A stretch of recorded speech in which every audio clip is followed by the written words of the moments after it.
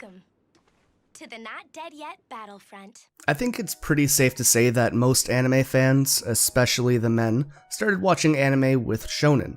The martial arts of Dragon Ball, the flashy alchemy in Full Metal Alchemist, or the insane clashes of Zanpakuto in Bleach. When I started anime, this was pretty much what I was there for. Even when the shows I watched didn't exactly line up with the shonen genre, they were still shows like Inuyasha or Gundam Seed that had this heavy focus on big battles. And a big part of that did come down to what was running on TV at the time, but that kind of changed in the middle of high school for me. I remember there was this girl in my tech design class that I had a pretty big crush on, and she happened to be really into anime. So naturally we started talking a bit, and as we started to get to know each other, I became more and more interested in anime in general. When I told her the types of shows that I watched, like Full Metal Alchemist, Bleach, and Dragon Ball, well, she kinda just laughed at me, and she suggested that I check out Angel Beats instead. So I did.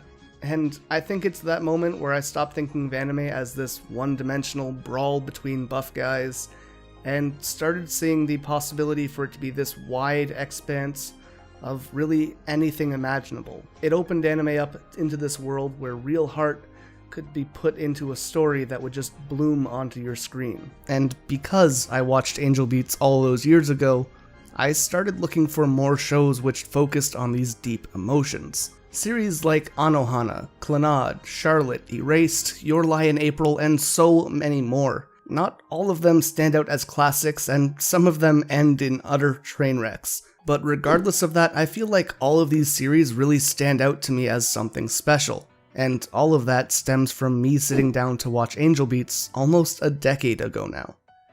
So, what made the show so special? I just want to defy this high and almighty God if he actually exists anyway. I mean, it's just too unfair. Angel Beats begins with Otonashi waking up in purgatory after he died. Doesn't that make it an isekai? Anyways, he wakes up with amnesia and meets a girl named Yuri who is casually trying to shoot a white-haired girl named Angel with a sniper rifle. Angel, by the way, is probably the character who fueled my love for kudereis ever since. These two characters, Yuri and Angel, basically create a main rift and conflict in the first half of the series. Yuri is leading a group of students called the Not Yet Dead Battlefront, a name which changes entirely too often in early episodes. These students all come together to battle against Angel, God, and the world of Purgatory itself. This world is basically a place where teens who lived these traumatic lives or had disabilities that stopped them from being happy in their youth can come for a second chance. Purgatory has been set up to give these kids a chance to move past these traumas and enjoy having normal lives for a short bit of time. The trade-off is that once these kids accept things and become happy, they reincarnate, starting a new life as a new person or an animal and losing who they currently are, something which a few of them very vocally fear.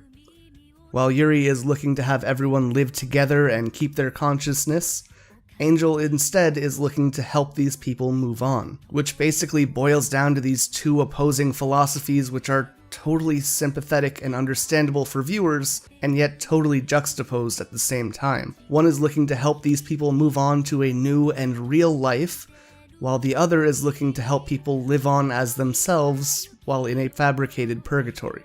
As the story goes on, eventually the students befriend Angel due to Otonashi's efforts, and they realize that holding on to their past isn't going to help them. So they start working to make everyone's dreams come true, and to make everyone truly happy, even if it does mean losing this new family that they have built. That's the gist of this series, and honestly, even nearly a decade later, I really think that this is a solid basis to a plot. Any series that has these opposing sympathetic philosophies that butt heads is always really interesting to me, and it's just not something that you would always get if you were watching shows like Dragon Ball Z, where people are just basically punching their problems. But in shows like Naruto, for example, you can have characters like Pain and Itachi who you kind of understand when you're watching them. And I think that's what really drew me to shonen that were more like Naruto, as opposed to shows that were like Dragon Ball Z. That extra little bit of depth went a long way for me. My favorite part of Angel Beats, though, has to be the characters and the atmosphere. I had to protect my brother and sisters. But I didn't stand a chance, you know? At the time, the character backstories which had touched me the most were probably Nami and Sanji from One Piece. But here in Angel Beats, every character had these stories which just ripped into your heart and made you feel something. And I think the first one we actually get to see is Yuri. When she was a young girl, a few robbers broke into her house, gathered up her siblings at gunpoint, and told Yuri that for every 10 minutes that she didn't bring them something valuable, they would kill one of her siblings. But there was a problem. Yuri was a kid and didn't understand what the idea of a valuable item meant. So you watch this girl running around her house looking for something, anything that she could trade for her siblings' lives. And to this day, I still remember watching her struggle to lift this big, heavy vase, because if it's this big, it must be worth something. And watching her struggle to bring it down the stairs as it falls and shatters on the ground. Now, I was super normie back then and preferred dubs, and I understand a lot of the voices in the English dub for this show aren't phenomenal, but when you watch this scene, I think you really have to give it up for the voice actor. As she tells you this story, you can hear her voice shaking in this excruciating, real way. You see this vase drop on screen, and you hear Yuri's voice go, The police came 30 minutes later. I was the only one still alive. and you just feel your heart drop. As the show continues, you learn about a couple other characters. Both Yui and Masami Iwasawa are really big standouts to me. If there's one thing I wish the show would have done more, it would be focusing on more characters. However, the runtime for the show was cut in half, so they didn't have the opportunity to dive into different side characters like Matsushita and TK. But even without the backstories, there's this real, tangible sense of heart that all of these characters have. The limit on time forced the writers to instead focus on building the relationship between the characters, and I think that allowed them to make up for this disparity. I won't lie and say that all the characters feel perfectly real, but it's pretty safe to say that the majority of them are incredibly memorable.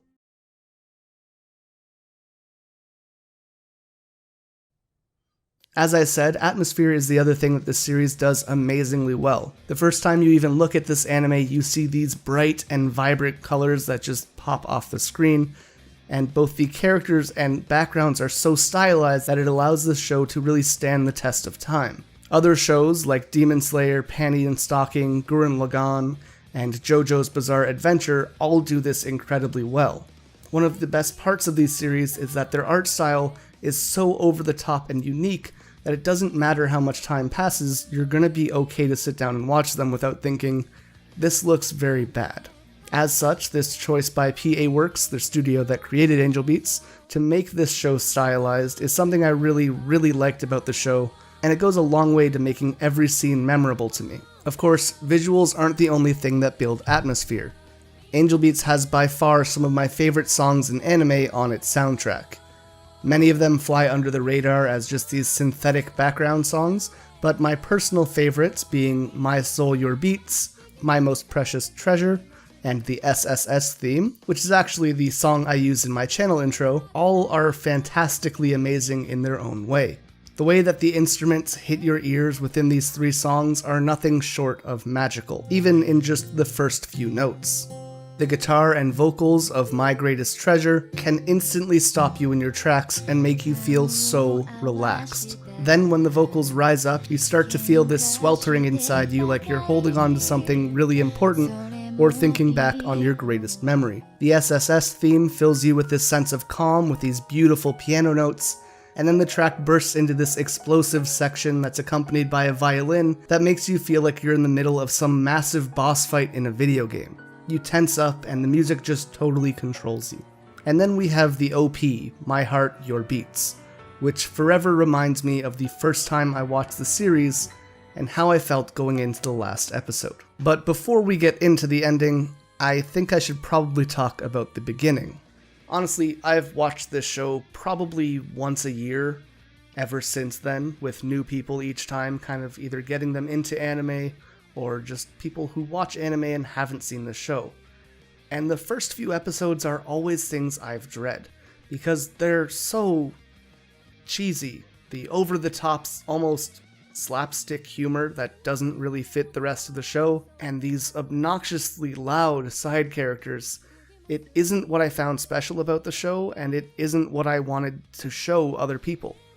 And for a long time, I thought it was a stain on one of my favorite series. But while watching the show now to prep for this video, I kind of almost found it charming. Like, yes, it is awful at times. There are these moments that just take you out of the immersion of the show, and Noda, especially in the first few episodes, is a big, big part of that. But most of these simple, stupid scenes really endear you to the cast. And in a show that revolves around these teens overcoming their past, their trauma, this endearment goes a long way. There are very few shows, especially at the time, which carried this beautiful mix of visuals and audio cues that have been able to hit me in such a hard way. Off the top of my head, even to this date, I can only really think of things like Anohana or Your Lie in April, which even came close. And I think it's this use of comedy at the beginning which makes the impact of the emotional scenes towards the end so much stronger. Obviously, Angel Beats has its flaws. The shortened runtime, some of the over-the-top jokes, and the plot holes are nothing that are easy to overlook. But despite all of this, I think it's pretty safe to say that when I look back on Angel Beats, I don't really think about how TK didn't get his moment in the spotlight, or how insanely annoying Noda was in the first episode. I think about the beautiful music, and these heartfelt and crushing moments of watching these characters that you've grown attached to fade away as they begin to reach happiness. And all of that leads us to the final episode. I've tried to avoid major spoilers to this point, but if you haven't watched the series and you intend to, this is probably the part where you should stop and go watch the show instead. Towards the end of the series, you find out that moments before Otonashi died, he signed up to be an organ donor, an attempt by him to make up for all the bad he had done in his life with one final act of good. And his heart ended up being given to a girl named Kanade, who we have been calling Angel up until now. Throughout the series, Otonashi and Kanade had become very close, and it's pretty easy to see them falling in love. A realization which only really becomes apparent to the two of them once they are nearly done sending everyone off to their next lives. We hereby commence the graduation for the Afterlife Battlefront. By the last episode, there are 5 people left. Otonashi, Kanade, Yuri, Hinata, and Ayato. And they're throwing a graduation ceremony together to show that they're ready to move on and leave each other behind. One by one, these characters say goodbye. Ayato breaks his tough guy facade and starts crying. Yuri hugs Angel and tells her how much that she wishes that she could have been closer and how much she regrets wasting all the time that they fought. And Hinata thanks Otonashi for everything that he has done in setting all of their friends free. One by one, you get these scenes of these characters saying goodbye and vanishing off the screen as the music cuts and leaves the room in total silence. Thank you so much.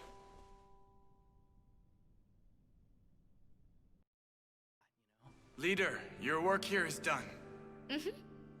Well, hope we meet again someday.